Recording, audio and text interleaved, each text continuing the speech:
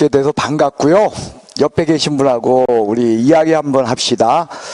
꼭 합격하실 겁니다 라고 이야기하세요. 예, 여러분들 전부 꼭 합격하시기 바랍니다. 지금 가지고 계신 건 그건 뭐냐면 요약집의 그 한 일부분입니다. 제가 가능한 한 요약집을 도표화 시켰고요. 그리고 요약집을 아주 페이지를 가능한 한 줄였어요. 예, 그래가지고 여러분들 요거 하나로 그냥 딱 끝낼 수 있도록 가능한 한 정리를 했습니다. 그래서 여러분과 오늘 제가 수업할 내용은요, 거기 보면 뭐 처음에 테마 8이라고 돼 있죠. 그래서 여기부터 시작해서 오늘은요, 여러분들 거기 보면 마지막이 저기가 있습니다. 휴폐업. 그래서 여기는 뭐냐면 중개 업무 관련 제도예요. 그러니까 우리가 지난주까지 한 거는 결격 사유까지 우리가 받지 않습니까? 예, 그 이후의 내용으로서요, 여기는 이런 거예요. 제일 먼저 뭐냐? 중개 업무를 하는데 개업공인중개사는 중개 업무만 하나 아니면 다른 업무도 한다. 다른 업무도 한다. 그러면 다른 업무 무조건 하는 거냐? 아니야. 법인의 경우는 제한이 있다. 그러면 또 부칙개업공은 또 어떤 제한을 갖는가? 부칙개업공은 지역적 범위의 제한을 갖더라.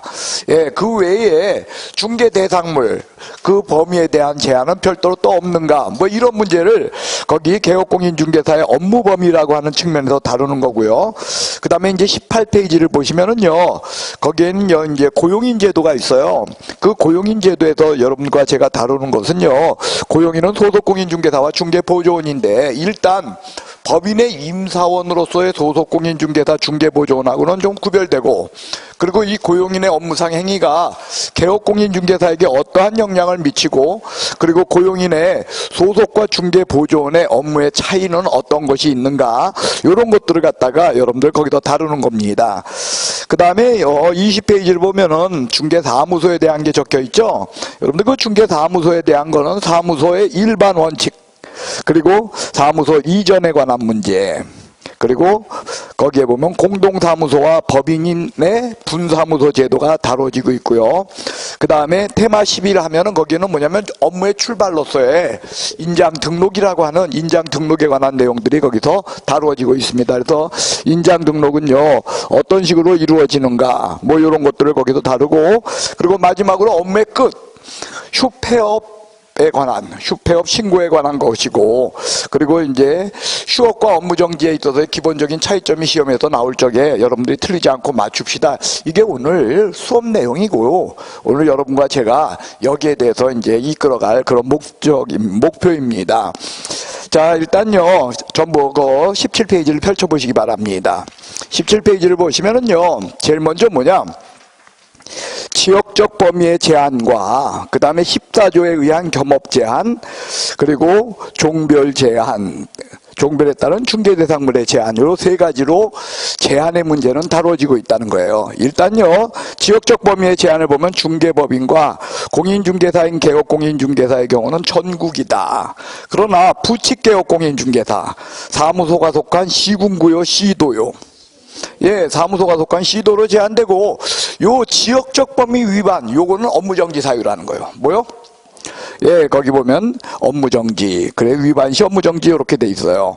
그 다음에 부칙개업공인중개사가 가입한 거래정보망에 공개된 물건에 한해서는 타지역 물건도 중개할 수 있다. 그래요. 그래서 부칙개업공인, 이게 바로 뭐냐면 지역적 범위에 대한 특례로서 부칙개업공인중개사가 부동산 거래정보망에 가입했을 시에는 타지역 물건도 중개할 수 있다.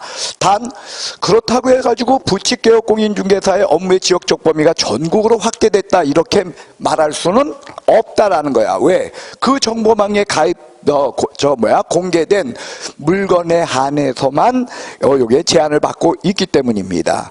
그 다음에 여러분들 그 지역적 범위의 제한에 대한 것으로 이제 그 부칙개업공에 대한 이야기를 여러분들 같이 이제 몇 가지 기억하셔야 될 문제는 이런 거죠. 부칙이 소속공인중개사 둘 수 있는데 소속공인중개사를 두더라도 그 소속공인중개사의 업무의 지역적 범위는 역시 개업공인중개사인 부칙개업공인중개사처럼 사무소가 속한 시도로 제한되고, 첫 번째요. 두 번째로는요, 이 부칙개업공인중개사가 사무소 이전 같은 거, 이런 것은 업무의 지역적 범위 제한받는 거 아니다. 그러니까 타 지역으로도 사무소 이전할 수 있다. 그리고 세 번째로는요, 여러분들 부칙개혁공인중개사의 업무의 지역적 범위의 제한, 요 부분에 있어서는 중개 업무에 국한되는 것이지 다른 업무까지는 아니다. 특히 14조 업무들, 관상제분소라고 하는 그 14조 업무까지 제한받는 것은 아니다. 그것이 여러분들 부칙개혁공인중개사와 연결시켜서 보시면 되겠고요. 그 다음에 이제 14조 겸업 제한인데요. 14조에 대한 것은요, 그 밑에 여러분들 그 표에 있습니다. 그래서 그건 뒤로 보도록 하고요. 14조 겸업 제한은, 자, 중개법인의 경우에는 14조 업무 외의 건 할 수 없어. 왜? 14조 업무는 제한 규정이다 보니까. 그래서 14조 업무에 제한받는다. 그건 뭐냐? 중개업 플러스, 그죠? 관상제분소 플러스 경공매 업무라는 거죠. 여기에 대해서 공인중개사인 개업공인중개사의 경우는 제한이 전혀 없다는 거예요. 그리고 중개인의 경우 부칙개업공인중개사는 원칙적으로 제한 없으나 다만 14조 이항 업무, 경매 공매 업무 한다 못한다. 예, 경매 공매 업무까지 할 수 있는 건 아니다. 요것은 할 수 없다. 그 다음에 세 번째가 바로 뭐냐면 종별 구분 없이 개업공인중개사의 중개 대상물에 대한 범위는 다 어떻다? 동일하다. 그거요.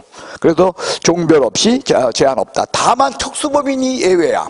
예, 특수법인만큼은 여러분들 개업공인중개사라고 말할 수 없잖아요. 특수법인은. 예, 두 종류의 특수법인이 있었죠. 특수법인은 농협과 같은 특수법인이 있었고, 그 다음에 자산관리공사와 같은 특수법인이 있었는데, 자산관리공사 같은 경우는 등록은 하지만 등록 요건은 필요 없었고, 농협의 경우에는 아예 등록 요건조차도 없어도 돼. 단 업무 보증 1,000만 원은 해야 하더라. 뭐 이거 기억나죠? 예, 그 특수법인들은요, 등록을 하든 아니면 등록 없이 중개업을 하든 결국은 뭐냐, 업무 관련 부동산에 제한된다 그랬어요. 그래서 농협은 뭐만 중개할 수 있다? 농지만. 그거였죠. 그 다음에 이제 하나씩 이제 여러분들 보시면은 그 두 번째 얘기가 뭐냐면 중개법인의 업무 범위에서 제14조 얘기가 있어요. 그래서 거기에 14조 보시면은요, 이게 있다는 거예요. 14조 1항에 보면 중개업 이외에 관상제분소 할 수 있다. 그 다음에 14조 2항을 보면 경매, 공매 업무 할 수 있다. 그래서 이거는 어디까지나 뭐야? 중개법인의 문제야.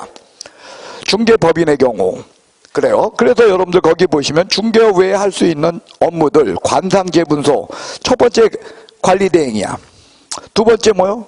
상담. 세 번째 뭐요? 경영기법, 경영정보를 제공. 네 번째 뭐요? 분양, 대행. 그 다음 이사, 도배업체의 소개와 같은. 그죠? 그래서 거기에 보면 밑에 보시면은요, 여러분들 그 5개가 두꺼운 글씨로 되어 있어. 그죠? 두꺼운 글씨, 그것만 골라 읽으면 뭐요? 관상제분소. 그 다음에 14조 2항 업무로 경매, 공매에 있어서 권리분석, 취득알선, 매수신청, 입찰대리 업무를 할 수 있다. 해서 여러분들 그 마지막 거요. 그거는요, 여러분들 그러니까 몇 가지냐? 그 마지막 거에는 4가지 업무가 있는 거야. 경매에 있어서의 권리분석, 취득알선, 경매에 있어서의 매수신청, 입찰대리. 그 다음 공매에 있어서의 권리분석, 취득알선, 공매에 있어서의 매수신청, 입찰대리. 이 중에서 이 4가지 업무 중에서 경매에 있어서 매수신청, 입찰대리 업무를 하고자 할 때는 법원에 어떻게? 등록해야 돼. 그리고 그 감독을 받아야 한다. 그래서 그 법원에 하는 그 등록을 우리는 매수신청 대리인 등록이다. 이렇게 이야기하죠. 그래서 여기서 말하는 법원은 어디냐? 사무소가 속한 지역의 지방법원을 의미합니다. 그래서 지방법원에 등록하고 그 감독을 받는다. 이렇게 되어 있고요. 자, 제일 먼저 거기 보면 이제 관상제분소의 관입니다. 거기 보면 상업용 건축물 및 주택의 임대 관리 등 부동산 관리 대행업 해서 여러분들 주택의 임대업이라고 되어 있어요. 임대 관리업이라고 되어 있어. 그래서 임대업 하면 틀린다는 거야. 그 다음 상업용 건축물하고 주택이야. 그러니까 토지의 임대 관리 OX X야. 토지 임대 관리는 아니야. 상업용 건축물과 주택으로 못 받고 있습니다. 그 다음 농업용 창고의 임대관리 OX X 이런 것까지 포함된 건 아니다. 왜? 얘는 제한 규정으로서의 성격을 갖고 있기 때문에 여기 적혀 있지 않은 업무까지는 불가능하다. 관에 더 먼저 기억하는 거예요. 그래서 일단 임대 관리로 되어 있기 때문에 임대업 아니다. 임대 관리업이다. 여러분들 임대업하고 임대 관리업은 어떻게 달라요? 임대업은 누구 거야? 내 거. 임대 관리업은 남의 거 관리해 주는 거야. 그래서요, 법인인 개업공인 중에서 임대 관리업이다. 그 다음, 개인인 개업공인 중에서 임대업 한다, 못 한다? 한다. 왜? 요 14조의 제한을 받는 건 어디까지나 누구다? 법인이기 때문이다. 그래요. 그래서 첫 번째, 상업용 건축물 주택으로 못 박았다. 그래서 토지나 농업용 창고 이런 거 아니다. 그 다음에 임대 관리업이지 결코 임대업이 아니다. 요렇게 기억해 주시기 바랍니다. 그 다음에 두 번째, 부동산 이용 개발 거래에 관한 상담, 일명 컨설팅이다. 그래서 여기에는 시험에 나오면 이렇게 나온다 그랬죠. 부동산 개발업, 부동산 이용업, 부동산 거래업 이렇게 나온단 말이야. 이거 어떻다? 심지어 시험에 부동산업 이렇게 나오기도 해. 맞다 틀리다? 부동산 이용 개발 거래에 관한 컨설팅, 상담업이라는 거예요. 컨설팅. 세 번째는요, 여러분들 거기에 보면 개업공인중개사를 대상으로 한 경영기법, 경영정보를 제공해주는 업무로 여러분들 위에 것이 부동산 컨설팅이라면 요 밑에 거는 프랜차이즈 사업이다. 이렇게 이야기했어요. 여기에 가입하는 사람들은 누구다? 개업공인중개사를 대상으로 이렇게 되어 있어요. 근데 시험에 나오면 꽁꽁 누구를 대상으로? 공인중개사. 여러분들 공인중개사하고 개업공인중개사 제발 구별해 주세요. 공인중개사는 시험 합격한 사람, 개업공인중개사는 사무소 개덜 등록한 사람. 그래서 여러분들 경영기법, 경영정보를 제공하는 건 개업공이야. 그 다음 그 개업공이 거기 적혀있는 그 개업공을 보면 여러분들 공인중개사인 개업공 또는 부칙개업공이라고 되어 있나요? 아니면 그냥 개업공이요? 그러니까 그 얘기는 뭐냐? 법인인 개업공인중개사를 대상으로 경영기법, 경영정보를 제공하는 업무 된다 안 된다? 예? 된다. 된다. 왜? 개업공이라고 했기 때문에 그 개업공 속에는 여러분들 거기 개업공인중개사를 대상, 그 얘기는 법인인 개업공인중개사, 공인중개사인 개업공인중개사, 부칙개업공인중개사를 다 포함하고 있다는 거예요. 그러니까 법인인 개업공인중개사가 하는 그 프랜차이즈 사업에 가입할 수 있다라는 거예요. 가입할 수 있다. 그런 것들이 여러분들 거기도 놓치지 않고 기억할 내용이 되겠습니다. 그래서 거기는 공인중개사를 대상으로 하면 틀린다. 그 다음 주택상가의 분양대행이야. 그렇기 때문에 여기도 주택상가를 못 받기 때문에 여러분들 토지 액수, 그 다음에 분양대행업이요, 분양업이요. 그래도 분양업 하면 틀린다는 거요. 분양대행. 그 다음 이거는요, 대통령령에 적혀 있는 것으로 그 밖에 중개업의 부수하는 업무로서 부수용역의 알선 업무야. 부수용역의 뭐요? 알선 업무로 이사 도배업체 등의 소개다. 근데 시험에 나오면 꼭 이렇게 나와. 이사 도배업체 한다. 이사 도배업체를 직접 하는 거요, 소개업을 하는 거요. 그래요. 그것은 용역의 부수용역의 알선업이지. 용역업은 아니야. 용역업이요, 용역의 알선업이요. 알선자 빠지면 틀려요. 그 다음에 소개자 빠지면 틀려요. 됐어요? 그래서 여기까지가 관상제분서, 여기까지가 14조 이라는 이야기야. 그 다음에 그 밑에 있는 거 경매, 공매에 있어서 권리분석, 취득할선, 매수신청, 입찰대리 업무, 요거는 뭐요? 14조 2항 업무다. 해서 14조 1항, 14조 2항은 차이가 난다. 자, 14조 1항은요, 여러분들 법인만 제한받는 거고, 14조 2항은 여러분들 경매 공매 업무는 부칙개업공 한다 못한다. 그 얘기는 관상제분서는 부칙개업공 한다 못한다? 한다. 그게 구별되시기 바랍니다. 그 다음에 밑에 주의. 분사무소나 특수법인의 업무의 지역적 범위도 모두 전국이다. 그 위에 보는 지역적 범위의 제한의 문제 있죠? 거기에 대한 내용입니다. 그래서 우리는 흔히 분사무소는 주된 사무소 있는데 그 중개 대상물은 중개 못할 걸로 아니라는 거예요. 주된 사무소와 경쟁적으로 할 수 있다. 그 다음에 여러분들 업무의 지역적 범위에 제한을 받는 건 온리 부칙개혁 공인중개사 뿐이기 때문에 특수법인이라 할지라도 예를 들면 농협은 농지만 중개할 수 있다라고 그랬죠. 근데 그 농지가 여러분들 지역적 범위에 제한을 받는 농지다 아니면 아니다. 아니다라는 거예요. 그래서 여러분들 지역적 범위의 제한은 온리 누구만 받는다? 부칙개혁공. 두 번째, 이 법의 겸업 제한은 중개법인에게만 있다는 거예요. 그래서 14조 1항 관상제분소는 누구만 제한을 받아? 그러니까 법인은 이 업무 외의 것은 할 수 없다. 특히 시험에 이런 거 많이 나와요. 법인은 부동산 거래 정보망 운영할 수 있다. OX. X 중개법인은 부동산 거래 정보망 운영하지 못해요. 자, 협회는 부동산 거래 정보망 운영할 수 있다 없다? 여러분들 협회하고 중개법인하고 같은 거야. 전혀 다른 거야. 그것도 막 그냥 헷갈려요 사람들. 협회는 개업공인중개사들의 모임으로 협회는 중개업 한다 못한다? 거봐 이런 얘기 나오잖아 지금. 협회가 어떻게 중개업을 해? 협회가 사무소 개설 등록한 적 있어? 협회는 개업공인중개사들의 모임일 뿐이야. 협회 자체가 중개업할 수 있는 것은 아닙니다. 예, 그런 거 여러분들 우리의 중개법이라고 협회는 전혀 다른 거야. 됐습니까? 그 다음에 세 번째, 개인인 개업공인중개사는 14조 1항 업무만 한다. 다른 업무도 한다. 예, 그리고 모든 개업공인중개사는 그 바람에 그저 14조 1항 업무 다 할 수 있다. 오로지 14조 1항은 제한 규정이다. 그 다음에 네 번째, 부칙개업공인중개사 14조 2항 업무, 경공매 업무 된다 못한다? 경공매 업무를 할 수 없다. 그 다음 경매 업무에 있어서의 매수신청 대리 업무를 하고자 할 때는 그냥 한다. 법원에 등록해야만 한다. 그 다음 아까 얘기했잖아. 중개법인은 부동산 거래정보사업자 된다 못 된다? 왜?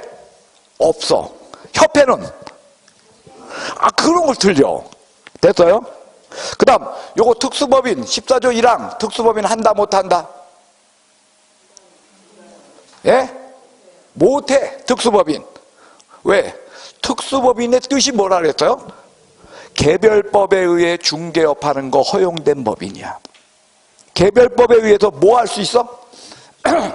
개별법에 의해서 중개업을 할 수 있어. 무엇을 할 수 있어요? 근데 14조 1항에 적혀있는 건 중개업이야 중개업 아니야. 그러니까 특수법인은 관상제분소 이 업무 한다 못한다? 이 업무를 자꾸 뭔 딴소리야. 한다 못한다? 못해요. 거기 적혀있잖아. 18페이지 맨 끝에 특수법인 원칙적으로 가능하다 불가능하다? 예, 불가능한 업무입니다. 14. 자, 여러분들 관상제분소에 관련된 업무 특수법인 한다 못한다? 다시 읽어. 7. 특수법인은 원칙적으로. 자, 다시 좀. 여러분들 특수법인이 뭐라고요?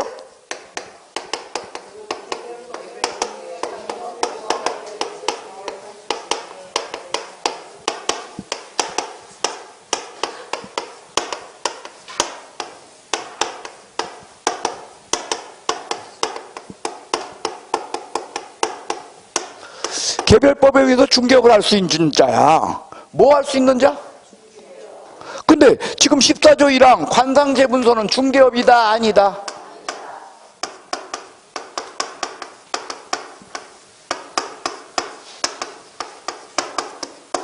근데 특수법인은 자기 업무 외에 중개업을 할 수 있대. 근데 여기 적혀있는 건 중개업이 아니래. 그럼 특수법인 이거 해 못해?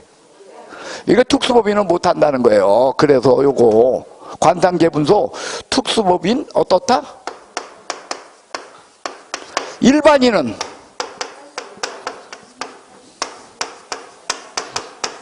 왜? 일반인은 중개업을 하면 안 돼. 일반인이 중개업하면 뭐야? 무등록자로 3학년 3반이야. 근데 이건 중개업이 아니야. 중개업이 아니잖아.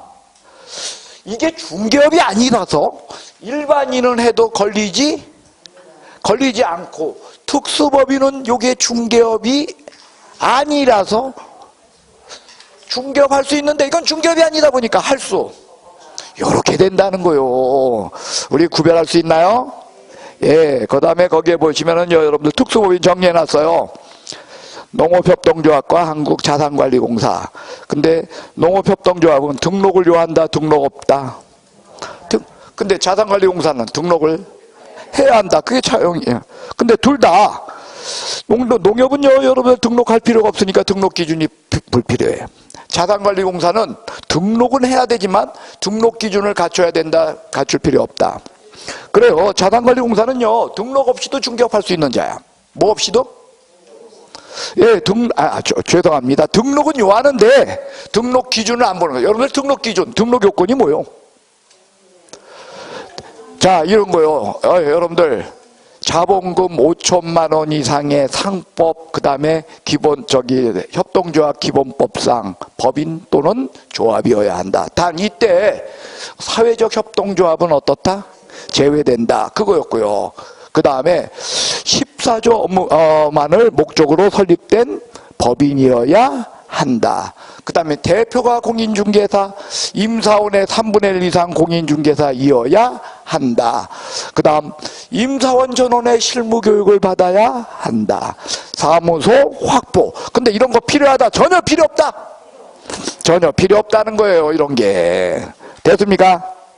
그래서 여러분들 거기 보면 농업협동조합이든 자산관리공사든 등록기준은 적용되지 않는다. 그 다음에 업무범위, 조합원을 대상으로 농지에 하나요, 매매교환 임대차를 중개할 수 있다. 뭐에 하나요? 농지에 하나요인데 시험에는 농지의 매매에 하나요 라고 나와. 농지에 하나요야, 농지에 매매에 하나요야. 그래요. 농지에 한해 매매는 하고 교환도 하고 임대차도 중개가 가능해요. 됐어요?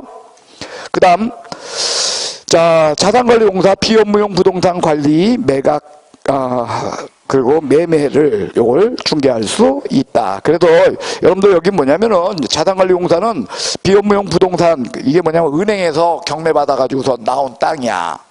이거 중개할 수 있다, 그 뜻인 거요.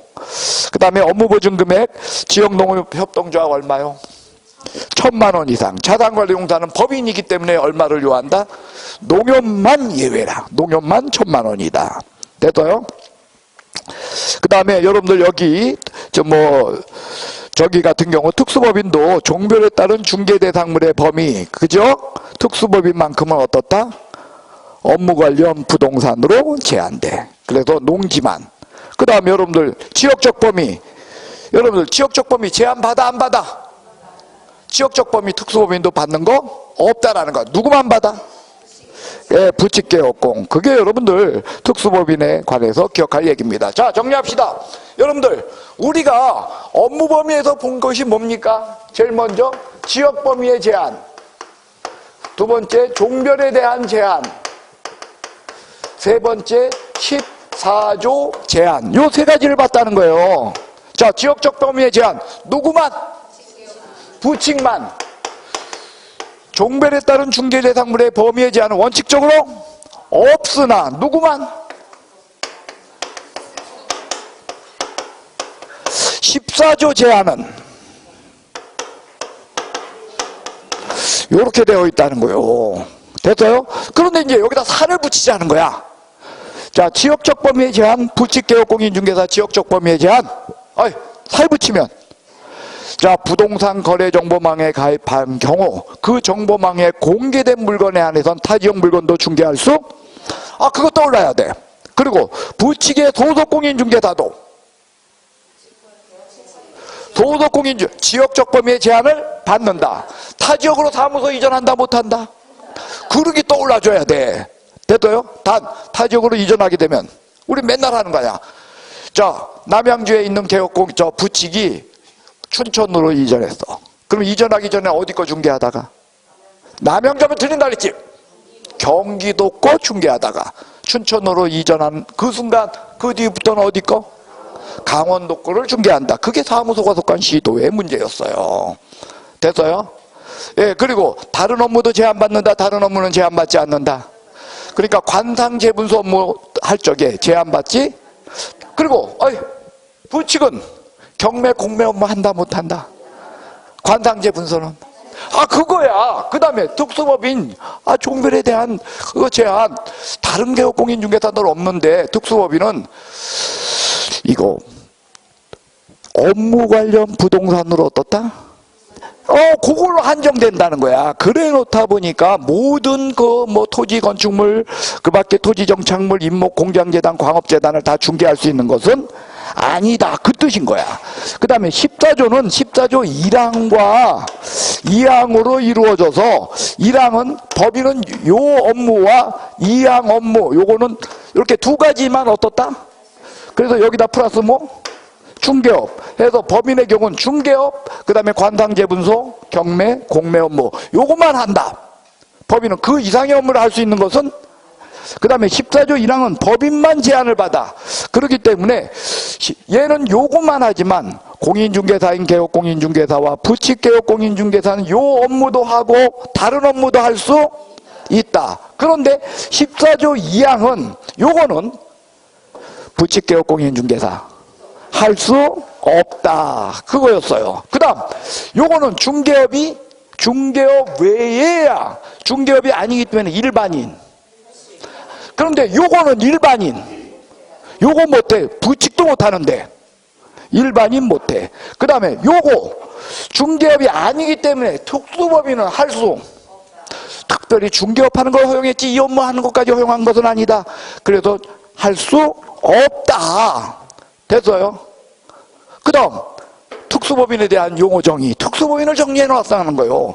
특수법인은 자산관리공사와 같은데 농협과 같은데 두 가지 유형이 있는데 농협은 등록 없이도 중개업 할 수 있어.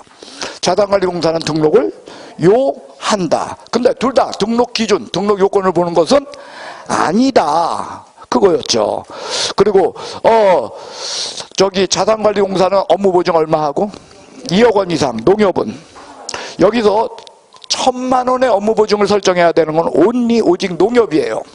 그러니까 농협과 같이 등록 없이 할 수 있는, 예를 들면 수협 이런 데가 등록 없이 할 수 있다 하면은 수협도 자산관리공사는, 수협은 불가능하겠네요. 임업협동조합. 근데 업무보증 얼마 해야 돼? 2억이라는 거요. 단 등록하고 해야 돼? 등록 없이 할 수 있어? 농협과 같아. 등록 없이 할 수 있거든, 임업협동조합. 하지만 업무보증은 얼마? 그러니까 업무보증 1,000만 원은 언니 누구만? 왜? 우리 법에 그렇게 떠있어. 단 농협은 1,000만 원이라고. 우리 법에. 그래서 농협만 1,000만 원. 여기까지가 뭐다? 업무 범위요. 여러분들, 자, 하나 갖고서 2번, 3번 했어요. 끝낼 거 여기서 끝내야 돼. 예, 두 번째 봐야 될 것은 고용인제도요. 두 번째 뭘 봐요? 자, 이 고용인제도는요, 법제도가 법이 개정된 지가 얼마 안 돼요. 그래서 일단 제가 법조문을 넣었어요. 한번 볼까요? 자, 개업공인중개사는 소속공인중개사 중개보조원을 고용한 경우에는 실무교육, 직무교육을 받도록 한 후 업무를 개시하기 전까지 등록관청에 신고하여야 한다. 일단요, 여러분들 거기 뭐라고 돼 있냐면 개업공인중개사가 고용신고한대. 그죠? 고용신고를 누가 한다? 개업공인중개사가. 근데 언제까지 한대? 업무를 개시하기 전까지 하는데, 그냥 하는 거야? 뭐 받도록 해야 돼? 실무교육, 직무교육을 받도록 한 후. 옛날에 없던 거야. 그래서 실무교육, 직무교육이 지금은 고용신고 요건이요. 고용신고를 하려면 뭘 받아야 돼? 실무교육은 누가 받는 거야? 소속이. 그 다음에 직무교육은 누가? 중개보조원. 그래서 고용신고 요건으로서 실무교육과 직무교육이 들어있다. 그 다음에 두 번째, 고용신고를 받은 등록관청은 공인중개사 자격증 발급한 시도지사에게 소속공인중개사 자격 확인을 요청하여야 한다. 그 얘기는 여러분들, 소속공인중개사 자격증은 여러분들 고용신고할 때 제출 서류야 아니면 공무원이 확인하는 거야. 확인을 요청해야 안 된다. 이게 확인 서류라는 거예요. 됐어요? 그 다음, 고용신고를 받은 등록관청은 결격사유 해당 여부와 교육 수료 여부를 확인하여야 한다. 그러니까 결격사유 없음을 증명하는 문제. 그 다음, 실무교육, 직무교육을 받도록 했잖아. 근데 실무교육, 직무교육 받았다는 거 입증하는 교육, 그 수료증 4번을 제출한다. 그건 아니다. 예? 예, 공무원이 확인으로 돼 있어요. 유일하게 여기만 확인이야. 됐어요? 그 다음, 개업공인중개사는 소속공인중개사 중개보조원의 고용관계가 종료됐을 때, 종료됐을 때는 언제까지? 10일 이내 신고. 며칠 이내 신고요? 예, 그 다음 소속공인중개사 또는 중개보조원으로 외국인을 고용했어요. 그러면 결격사유 없음을 증명하는 서류 원칙적으로 어떻다? 원칙적으로 이때는 제출이라는 거죠. 결격사유 없음을 증명하는 서류를 제출하여야 한다. 그것이 여러분들 일단 고용인제도 기본 논리요. 자, 여기서 머릿속에 정리할 게 있죠.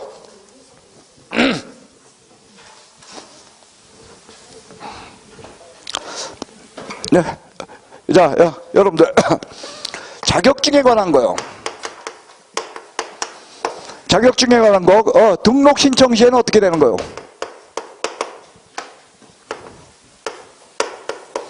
그 다음에 분사무소 책임자 자격증 제출 공무원이 확인. 그 다음에 고용신고 다 자격증에 관한 문제는 확인이야. 근데 자격증에 관한 게 제출이 하나 있다 그래서 제출 뭐였어? 언제 제출이야? 예?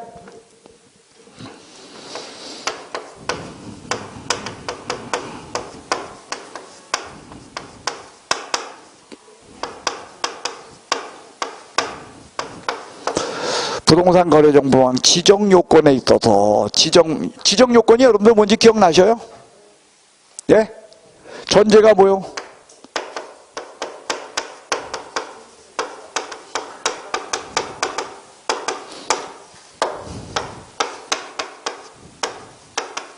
뭐가 떠올라? 개업공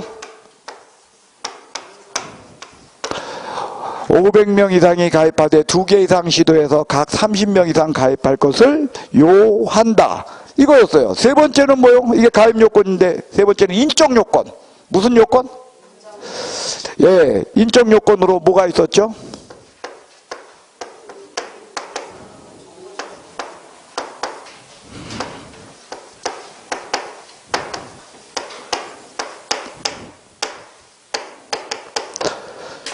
공인중개사 1인 이상, 정보처리기사 1인 이상을 고용해야 된다.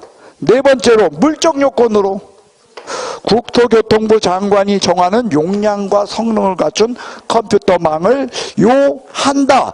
이것이 여러분들 문제로서 여기에서는요, 이 부동산 거래정보망 지정에 있어서는 요거 부가통신사업자 등록된 거 입증하는 서류, 그 다음에 요거 입증하려고 뭘 한다 그랬어?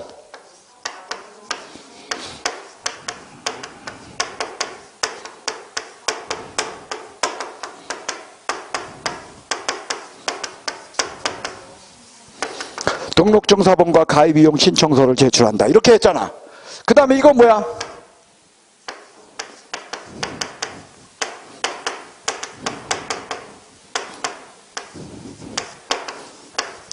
여기 보쇼. 얘네들은 제출이야 공무원이 확인이야. 근데 이때는 지정받을 땐 공인중개사 고용했다는 거 이거 제출이야. 공인중개사 자격증 4번 제출이야. 공무원이 확인입니다. 아닙니다. 아닙니다. 자격증 4번 제출. 그 다음에 국토교통부 장관이 정하는 용량과 성능을 갖춘 컴퓨터망 재원표 같은 거 제출하면 된다. 그래서 여기는 전부 공무원이 확인하는 게 아니라 뭐 한다? 제출해서 입증한다 그랬어요. 그 다음 교육이요. 교육. 등록에 있어서는 어떻게 돼 있다 그랬어요?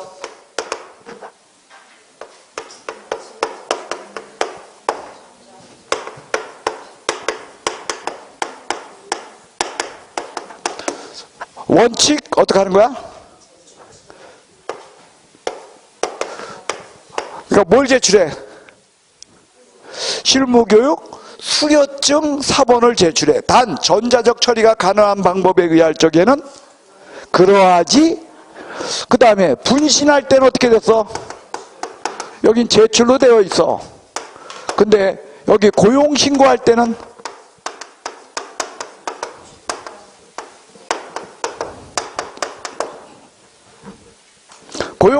어때? 확인. 이런 거 혹시 내가 여기다 써놨나 안 써놨나? 써놨네. 그 다음 업무 보증도 써놨어요. 업무 보증 등록 신청할 때는 등록 요건이야, 등록 요건 아니었어. 근데 분사무소 설치를 할 때는 신고 요건으로 어떻게 되는 거죠? 예, 분사무소 저기 업무보증 증서 4번 원칙적 제출이라는 거요. 됐어요? 그 다음에 매수 신청 대리인 등록 시, 매수 신청 대리인 등록 시에는 신고 요건으로, 아니, 등록 요건으로 제출이야. 자, 여러분들 거기 몇 페이지를 보시냐면 20페이지 한번 보세요. 20페이지 보면은 거기 보면 제출 확인 서류 비교라고 돼 있잖아. 뭐하고 뭐 비교해? 일단 실무교육 수료증 4번 등록 신청 시 어떻게? 원칙 제출, 전자적 처리가 가능한 방법일 땐 그러하지 아니하다. 여기도 분사무소 설치 신고할 때는 제출로 되어 있다. 그 다음에 소속공인중개사 고용신고 시에는 공무원의 확인이다. 그죠? 중개보조원 고용 시에는 직무교육 수료, 그지? 그것도 확인이야. 요렇게 구별된다. 됐어요? 그 다음에 공인중개사 자격, 등록 신청이나 분사무소 설치나 소속공인중개사 고용신고 시에는 공무원이 어떻게 한다? 그러나 부동산 거래정보망 지정시 여기는 어떻다? 제출이다. 그 다음에 업무보증 증서, 그죠? 등록 신청 시 제출 서류가 아니야. 왜? 등록 요건이 아니기 때문에. 근데 분사무소 설치 신고 시 어떻다? 예, 원칙적으로 제출이다. 그 다음에 매수 신청 대리인 등록 시, 그또 로로 써놨네. 아, 내가 그냥 등록이 아니라 등록이라고 돼 있잖아. 아, 자, 내가 아주 정신이 없이 이걸 타이핑해가지고 오타가 있네요. 나중에 다 알고서 확인할 것 같은데 안 보여. 예, 됐습니까? 예, 그래서 이러한 문제가 법조문이 옛날에 이렇게 됐던 거야. 여러분들, 개업공인중개사는 소속공인중개사 중개보존을 고용 시에는 업무를 개시하기 전까지 신고하여야 한다. 이렇게 되어 있던 게 지금은 실무교육, 직무교육을 받도록 한 후 이게 들어왔다는 거예요. 그 다음 가로 열고 땡땡 가로 열고 뭐라고 돼 있어? 전자신고도 포함된다. 그 얘기는 전자신고가 포함된다는 것은 여러분들 우리한테 뭘 가르쳐 주냐? 뭐 전자신고의 특징은 뭐 갖다 내는 거라 그랬어. 빈손이라 그랬어. 빈손신고를 인정하고 있다. 그 뜻이라 그랬어요. 뭘 인정한다? 예, 빈손이다. 그걸 보여주고 있습니다. 됐습니까? 그 다음 자 19페이지 고용인 제도를 봅시다. 고용인 1번 소속공이나 중개보조원을 사실상 고용하면 고용신고 여부와 무관하게 고용인이 된다. 그 얘기는 여러분들 소속공인중개사나 중개보조원을 고용했을 때 고용인이다, 아니면 고용신고가 돼야 고용인이다? 예? 고용했을 때 소속이고 중개보조원이에요. 용어 정의할 때 여러분들 소속공인중개사라면 개업공인중개사에게 소속된 고용신고된 자로서 이렇게 돼 있어? 고용신고 여부가 없다는 거예요. 그러니까 고용신고 되지 않아도 소속이고 중개보조원이야. 됐어요? 그래서 업무를 개시하기 전까지 신고할 뿐이지 신고 안 했다고 고용인 아닌 것은 아니다. 그 뜻이라는 거예요. 두 번째, 전자문서에 의한 고용신고도 가능하다. 세 번째, 소속공인중개사 중개보조원, 그다음에 실무교육과 직무교육은 고용신고 요건이다. 옛날에 이렇게 없었어. 근데 여러분들 이때 기억나야죠. 자, 여기서 소속공인중개사의 실무교육은 언제까지 받은 거야 돼? 어느 날로부터 1년이네. 고용일로부터 1년이네. 고용신고일로부터 1년이네. 그 신고가 중요해요. 여기 고용신고일로부터 1년 이내. 어느 날로부터? 고용신고일로부터. 직무교육은 역시 고용신고일로부터 1년 이내. 단 고용신고 여기도 있죠.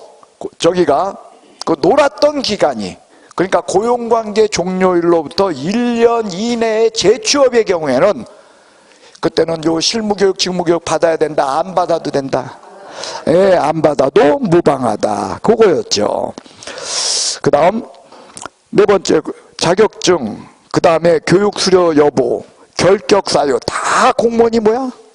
그래도 전자문서에 의한 신고가 가능하다는 거요. 돼서요.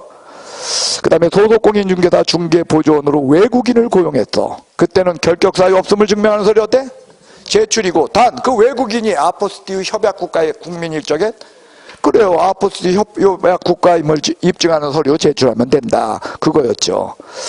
그 다음에 자 6번 소속공인중개사 인장등록은, 원래 인장등록은 소속공인중개사 인장은 소속공인중개사가 등록해야 돼. 업무를 개시하기 전까지 인장을 등록하여야 한다. 왜? 인장등록 우리 뒤에서 볼 거야. 그런데 개업공인중개사가 소속공인중개사 인장을 고용신고하면서 함께 등록할 수도 있다. 그래서 여러분들 인장등록 신고서에 관한 것은 이게 있잖아요. 이게 필요 없어.